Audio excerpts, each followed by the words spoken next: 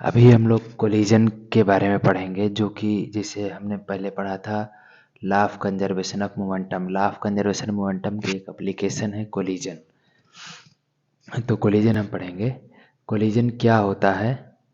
Collision होता है a collision occurs when two objects come in direct contact suddenly for a short period of time and exert force। तो इसको हम लिख भी देते हैं एक बार।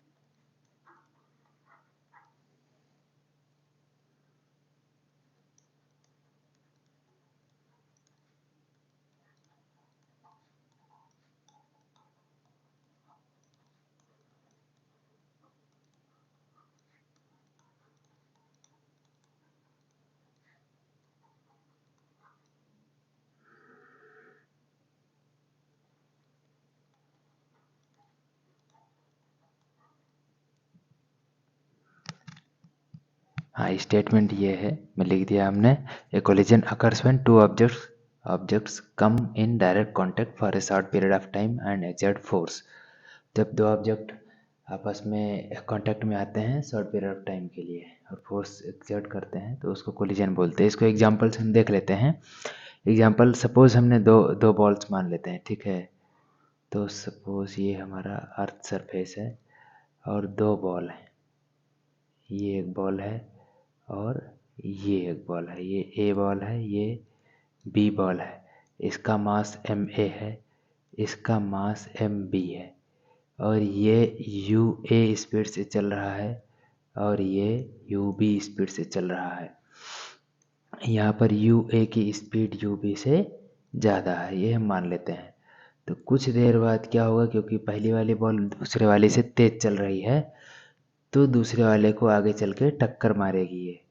तो हम मान लेते हैं कि यहाँ पर ये टक्कर मारते हैं, ये यहाँ पर कोलिजन हो गया, ठीक है। एक मिनट।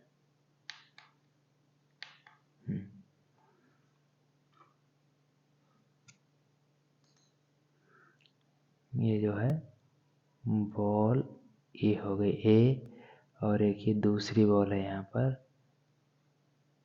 बॉल बी है। ए है, ये बी है।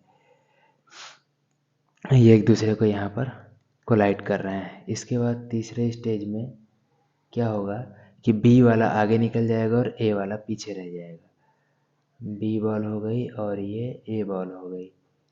ए बॉल मान लेते हैं वी ए स्पीड से जा रही है और B ball V B speed से जा रही थी। यहाँ V B greater than V A हो जाएगा। यहाँ पर क्या होगा कि दोनों कोलाइड कर रहे हैं, इसको ये है कोलिजन वाला स्टेज। जब एक दूसरे से कोलाइड कर रहे हैं, जब कोलिजन होगा तो उस समय ए बी को आगे की तरफ धक्का लगाएगा, इधर नॉर्मल फोर्स लगाएगा और बी ए को पीछे की तरफ धक्का लगाएगा। उतना ही नॉर्मल रिएक्शन लगाएगा उस पर, ए बी पर बी ए पर फोर्स लगाएगा, ठीक है। तो ये है कोलिजन, एक एग्जांपल्स हमने दिखा दिया। अब इसके बाद देखते हैं कि जैसे हमने law of Newton law of conservation of momentum में जो हमने पढ़ा था कि जब सिस्टम पे एक्सटर्नल फोर्स जीरो होता है तो उसका टोटल सिस्टम का टोटल मोमेंटम जो होता है कंजर्व रहता है। तो उस चीज़ को हम यहाँ भी देख लेते हैं। तो हमने वहाँ पे देखा था कि न्यूटन सेकेंड लॉ से हमें एक फार्मूला आया था वहाँ पे delta P is equal to आया था इंटीग्रेशन एफ नेट एक्सटर्नल, जो हमारे पास नेट फोर्स है एक्सटर्नल लग रहा है, डॉट डी टी। ये फार्मूला आया था वहाँ पे शायद एफ अप्लाइड लिखा हुआ था, एक्सटर्नल अप्लाइड फोर्स सेम ही है। तो ये है।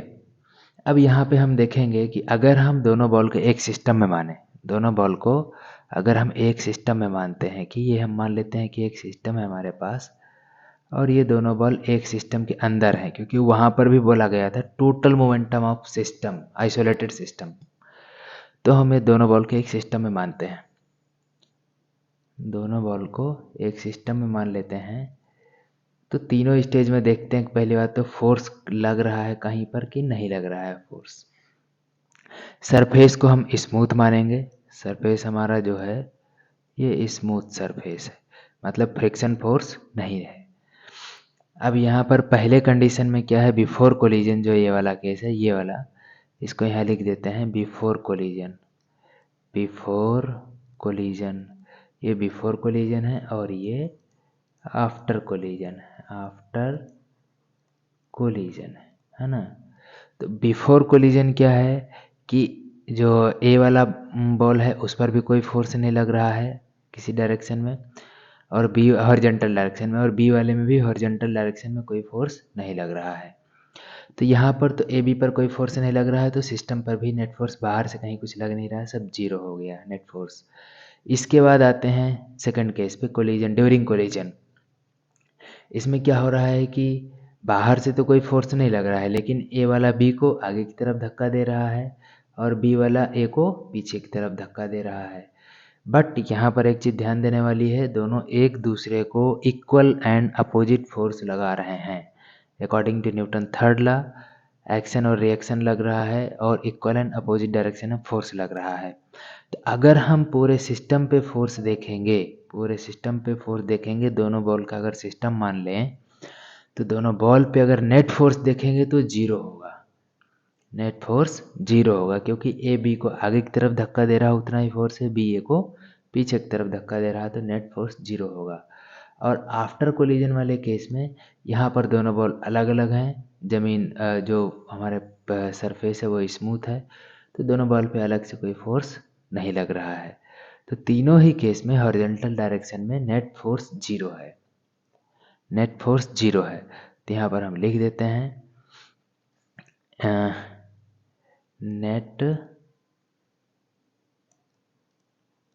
Net force in horizontal direction, horizontal direction is zero. तो यहाँ पर भी हम रखते हैं delta P is equal to integration F net external dot D T. यहाँ पे हमको वेक्टर लिखना चाहिए पी के ऊपर, ये वेक्टर क्वांटिटी होता है, और ये वैल्यू हो गई जीरो। तो क्या आया, delta P again equal to zero आ गया। लेकिन ये किस डायरेक्शन में, हॉरिजॉन्टल डायरेक्शन, हमारा फोर्स जीरो है तो हम उसी डायरेक्शन में लिख रहे हैं, ठीक है, हॉरिजॉन्टल डायरेक्शन में। इसके बाद देखते हैं क्या होगा।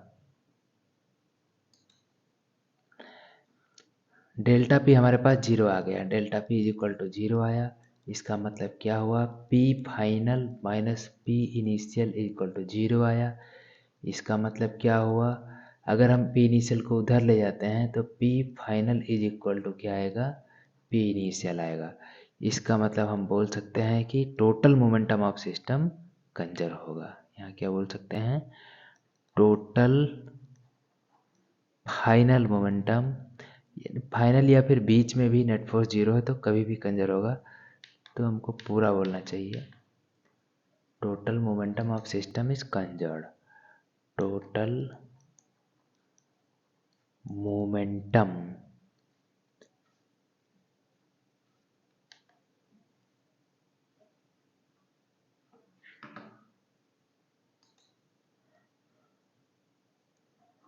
total momentum of system is conserved। ये हो गया। अब टोटल मोमेंटम कंजर्व है तो हम इनिशियल और फाइनल मोमेंटम का फार्मूला लिख लेते हैं हमारे पास, जो एक बार फिर से बना लेते हैं यहाँ पे सिंपल सा।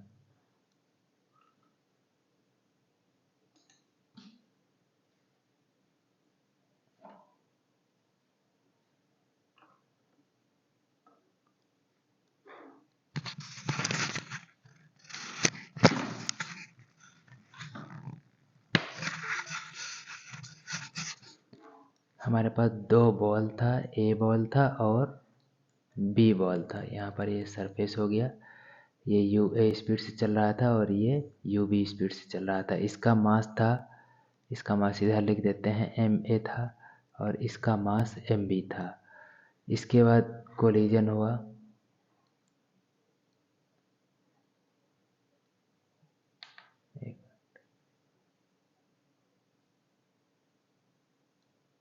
ये ए है, ये बी है, कोलिजन हो गया यहाँ पर भी सरफेस पर। इसके बाद तीसरे में जब ये एक दूसरे से अलग हो गए, ये ए है, ये बी है, ये वी ए स्पीड से जा रहा है और ये वी बी स्पीड से जा रहा है। इसका मास एम ए है और इसका मास एम बी है। मास तो वही रहेगा, मास चेंज नहीं होगा। तो जो इसमें इनिशियल मोमेंटम हो जाएगा वो टोटल मोमेंटम फार्मूला हम पढ़ चुके हैं, मास इंटू स्पीड होता है। तो जो इनिशियल मोमेंटम हो गया P initial is equal to हो जाएगा M A U A plus M B U B initial momentum, और पी फाइनल मोमेंटम हो गया M A V A plus M B V B. जो हमारा u है वो वेलोसिटी है, इसके ऊपर वेक्टर क्वांटिटी है, इस पर लिख सकते हैं, और p भी हमारा वेक्टर क्वांटिटी है। और ऊपर हम देख चुके हैं p final equal to p initial है, तो हम इसको फर्स्ट एंड सेकंड दोनों, फर्स्ट सेकंड लिख दे रहे हैं, ये दोनों बराबर हो जाएगा। तो यहाँ से आएगा M A U A plus M B U B is equal to M A V A plus M B V B. इधर भी वेक्टर लगा देते हैं, इधर भी वेक्टर लगा देते हैं, वेक्टर क्वांटिटी है। तो ये हो गया final momentum is equal to initial momentum is equal to final momentum. Momentum हमारा कंजर्व है, तो बराबर हो गया। इसके बाद हम देखेंगे कि टाइप ऑफ कोलिजन, कोलिजन कितने टाइप के होते हैं। कोलिजन के टाइप देखने से पहले एक उसमें वर्ड यूज होता है coefficient of restitution. Coefficient of restitution क्या होता है उसको हम देख लेते हैं पहले। Coefficient of restitution, coefficient of restitution, coefficient of restitution, इसको स्मॉल ई से दिखाते हैं, और इसका जो फार्मूला होता है ये होता है रिलेटिव वेलोसिटी ऑफ सेपरेशन। ये रिलेटिव वेलोसिटी हमको निकालना पड़ेगा, एक मिनट, नहीं सीधा फार्मूला लिखते हैं इसमें। ये हो जाएगा फार्मूला इसका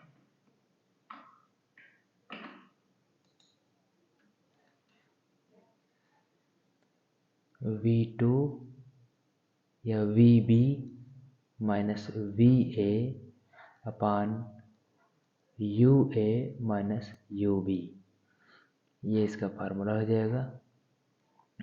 इसके बाद टाइप ऑफ कोलिजन देखते हैं। Type of collision, type of collision, अभी टाइप ऑफ कोलिजन हम शॉर्ट में देखते हैं, इसके बाद हम डिटेल में बताएंगे। टाइप ऑफ कोलिजन में पहला है हमारे perfectly elastic collision.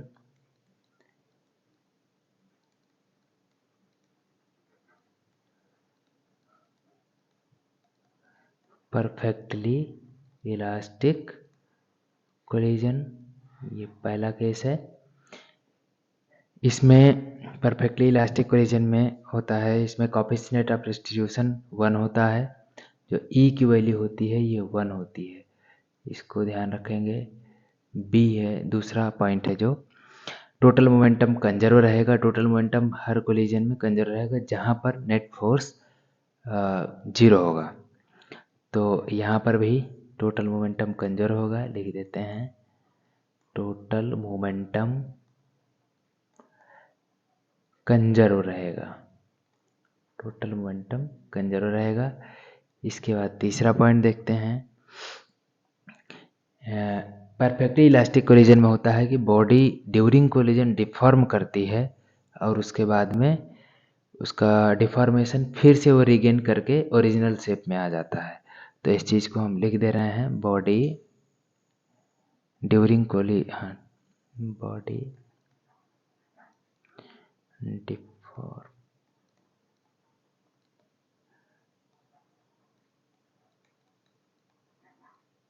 During the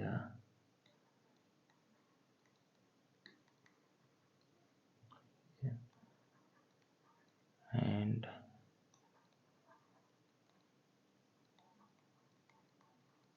turn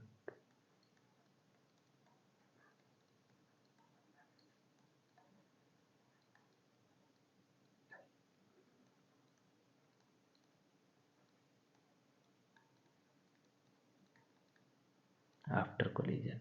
collision के बाद में वो अपने ओरिजिनल शेप में आ जाता है body.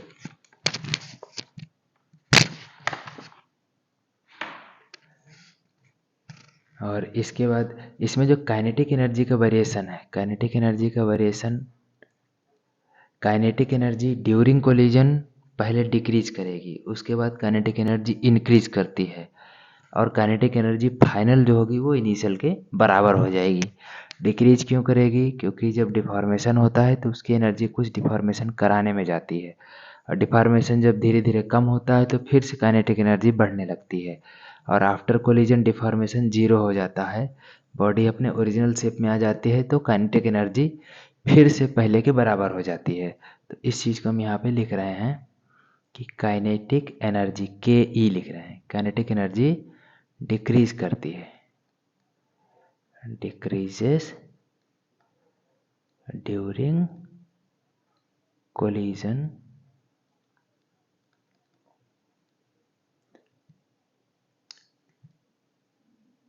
then increases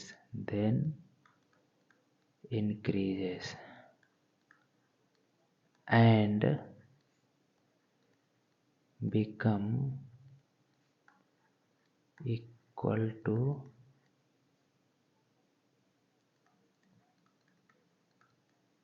initial kinetic energy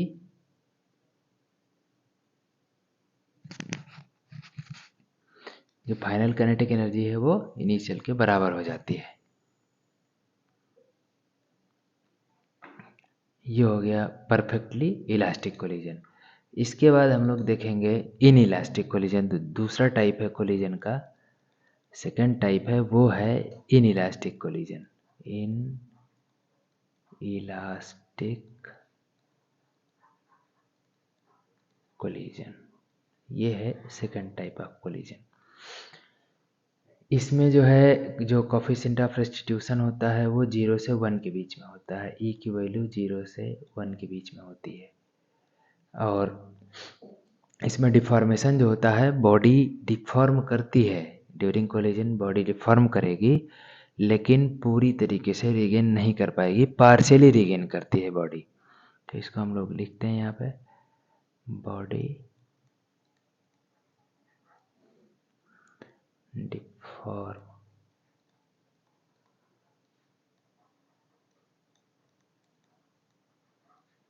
during collision and partial regain of and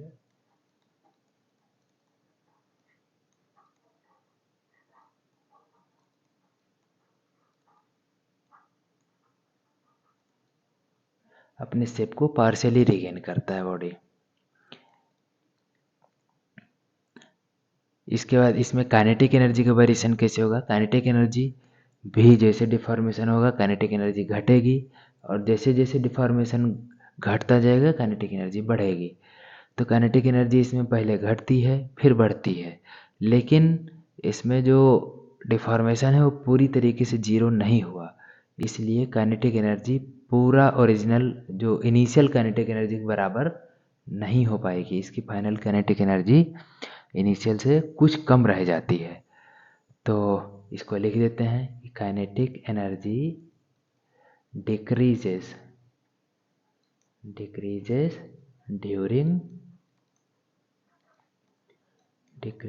during collision.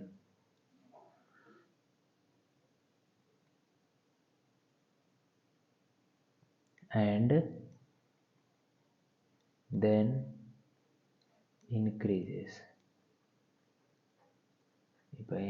पहले डिक्रीज किया फिर इंक्रीज किया, और इसमें जो फाइनल काइनेटिक एनर्जी है, final kinetic energy is less than initial kinetic energy, पहले से वो कम रहेगी काइनेटिक एनर्जी।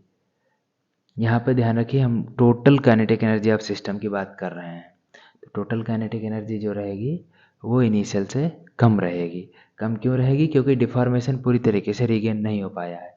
तो यहाँ पर हम एक चीज़ बोल सकते हैं कि काइनेटिक एनर्जी ऑफ सिस्टम की कंजर्व नहीं है। Kinetic energy is not conserved, not conserved. Perfectly elastic में काइनेटिक एनर्जी कंजर्व थी, और इसमें भी टोटल मोमेंटम सिस्टम का कंजर्व रहेगा। Total momentum of system is conserved. Total momentum इसलिए कंजर्व रहेगा, हॉरिजॉन्टल डायरेक्शन में कोई फोर्स नहीं है, नेट फोर्स नहीं है। इसके बाद आता है तीसरा टाइप का कोलिजन। तीसरा टाइप का कोलिजन, थर्ड टाइप, इसमें है परफेक्टली इनइलास्टिक कोलिजन। ये कौन सा है? Perfectly in elastic collision, perfectly in elastic collision. इसमें जो कोफिशिएंट ऑफ रेस्टिट्यूशन होता है ई का मान 0 होता है, और जो बॉडी डिफॉर्म करती है, लेकिन इसमें रीगेन नील होता है, रीगेन होता ही नहीं बॉडी। जितना डिफॉर्म कर गई ड्यूरिंग कोलिजन उतना ही डिफॉर्मेशन के साथ आगे चलती रहती है बॉडी। तो इसको लिख देते हैं body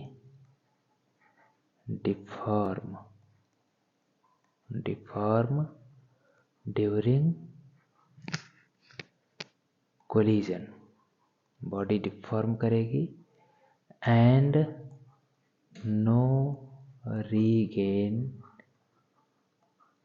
of shape, no regain of shape, या फिर डिफॉर्मेशन का जो हुआ था उसको रीगेन नहीं करते बॉडी।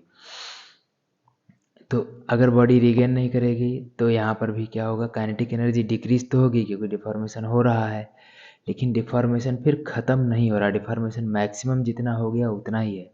तो काइनेटिक एनर्जी यहाँ पर बढ़ेगी नहीं, काइनेटिक एनर्जी बढ़ेगी नहीं, केवल घटेगी। Kinetic energy decreases during collision, kinetic energy केवल घटेगी, बढ़ेगी नहीं। अब यहाँ पर क्या होगा? फाइनल काइनेटिक एनर्जी इनिशियल से कम होगी क्योंकि काइनेटिक एनर्जी घटी है, बढ़ी नहीं है। Final kinetic energy is less than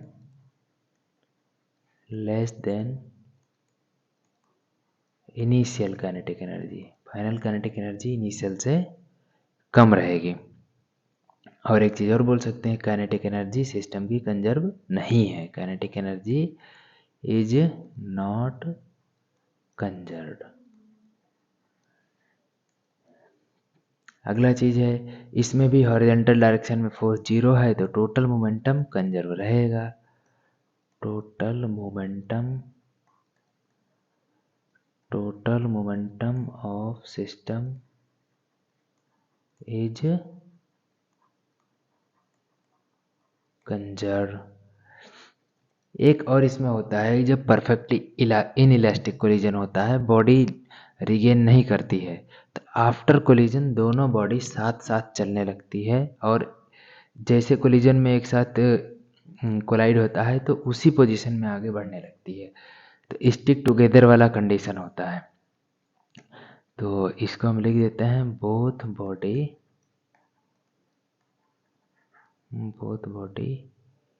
stick together, एक दूसरे के साथ चिपक के चलना, स्टिक टुगेदर आफ्टर कोलिजन।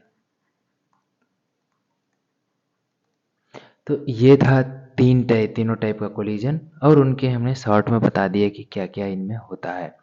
अभी इसको हम डिटेल में देखेंगे एक एक कोलिजन में विथ फिगर की कैसे काइनेटिक एनर्जी घट रही है, बढ़ रही है, स्पीड कैसे चेंज हो रही है, और मोमेंटम कहाँ पे कितना है, काइनेटिक एनर्जी कहाँ पे मिनिमम होती है। तो वो सब देखेंगे, वो सब हम नेक्स्ट में देखेंगे। Thank you.